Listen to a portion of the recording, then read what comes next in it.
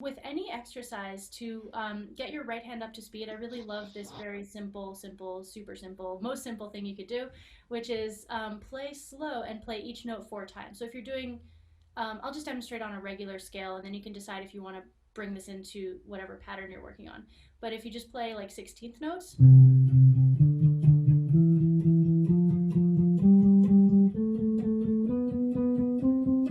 and so forth, then you're really training this sort of like mechanical alternate picking mechanism. And that gets you to the point where your right hand is sort of like thinking for itself. And I like to think of the right hand as a motor.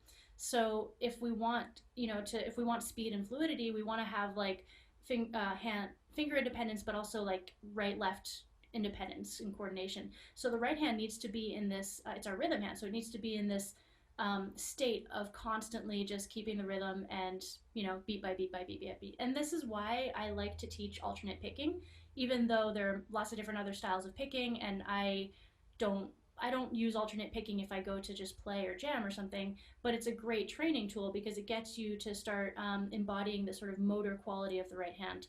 So that's what I would start with: 16th notes on a scale. And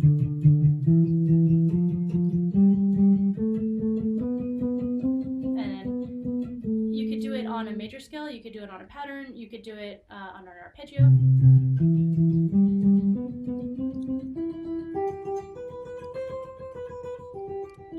Or any lick or combination of notes. It doesn't quite matter what you choose as much as you're, keeping time with the right hand. Other things to try, there are a lot of different ways to develop the right hand, but one thing that you might find fun, since your left hand is developing a lot of dexterity and you can sort of take that further, is work on hammer-ons and pull-offs in the scale. So like instead of plucking each note, you just pluck.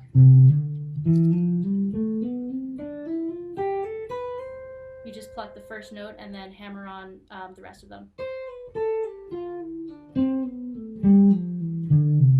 Right, so that's kind of gives you this funny like set of accents or emphasizing certain notes.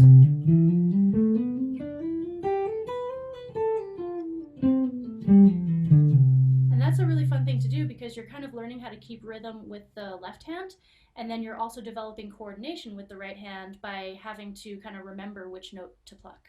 Another way to develop right hand technique is some of the ladies here received the etude that I wrote. So these types of etudes where you're doing an arpeggiated pattern on chords can really help develop the right hand. And I'll give you just like a simple, we'll just take like a C chord or something.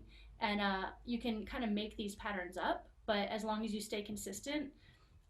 So let's make up a pattern that goes like. So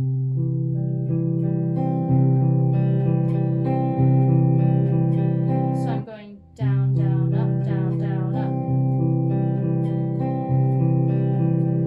And then you can, practice that on a C. You could practice that through a progression. So just making up a progression here, we might take like C and then going to G. And then maybe to D. D over F sharp. Super common, like 1, 4,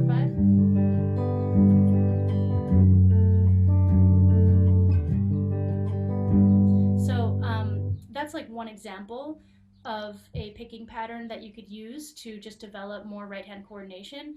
And the point of me showing it to you kind of fast is like, that's something that you can just make up on the spot. So you can make up your own, take any open string chord or bar chord or triad that you're practicing, and just come up with a pattern that's going to be like generally 16th notes or 8th notes or something very consistent, and then see if you can stay consistent through some different chord voicings in that pattern. And of course, all of this should be practiced with a metronome to develop your rhythm in the right hand.